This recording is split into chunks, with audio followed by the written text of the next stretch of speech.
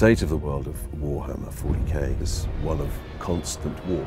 It's a non-stop battle against the forces of darkness. The Space Marines themselves are at the front line of the fight, and they have been created in order to be the ultimate fighting machine. What fascinated me about Space Marine was it was a world that I'd never encountered before. I realised there are dedicated enthusiasts, and over 20 years this has been an IP that people are very enthusiastic about. So to see something that's had that kind of longevity, there has to be something behind it. I got involved with Space Marine because somebody approached me and asked me if I wanted to voice the hero of a video game, which I'd never done before. I found the idea intriguing. I then came in to have a look at the artwork and get acquainted with the world of Warhammer 40k and like what I saw. Having dipped my toe into this world, I kind of want to take a big swim now. I play Captain Titus, who's the leader of the Space Marines. And he is a 7-foot fighting machine. He is a warrior monk. There's a Zen element to him that allows him to perhaps question things that other Space Marines wouldn't. Our plan is unchanged. The appeal of playing Titus, bearing in mind I've played a lot of villains in my time, was that he's the hero. The fact that he has a strand of something that runs through him makes him a little more interesting than just a straightforward whiter than white hero, was what appealed to me as well. I don't believe the world is black and white. I don't believe that people are black and white. I think we all have the possibility to be villainous within us, but we all have the possibility to be heroic. We need to get down to the surface to take out the gun battery. Do you want to go home already, Sergeant?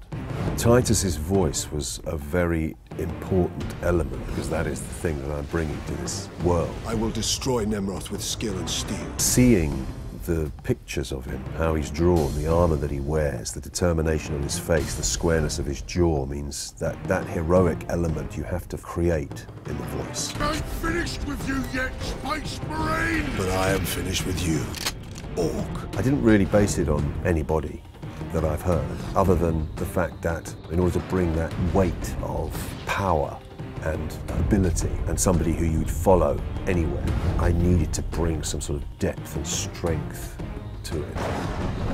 Stand fast, Ultramarines. It was an organic process, really, born of understanding what was required and seeing the way he looked. There's a strategy behind it. Their leader is no fool.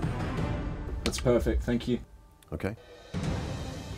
Essentially, the narrative of the game is that the Space Marines led by Titus land on the Forge World in order to deal with the Orcs that are threatening to overrun the planet. And while there, hear a distress signal and discover that there's an Inquisitor on the planet. This is Inquisitor Drogon. I need urgent assistance. We need to find the Inquisitor before the Orcs do. Without giving too much away, in this particular game, Titus's journey involves dealing with treachery that he was not expecting to encounter. Inquisitor! Get back!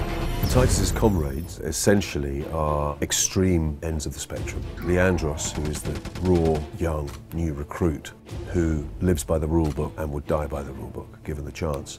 In Titus's mind, I think he can see a young, wet behind the ears character who hasn't yet learned through experience how to deal with the various problems that are going to be thrown at him. Consequently, he can be pretty annoying, but Titus puts up with him because he understands it's just immaturity.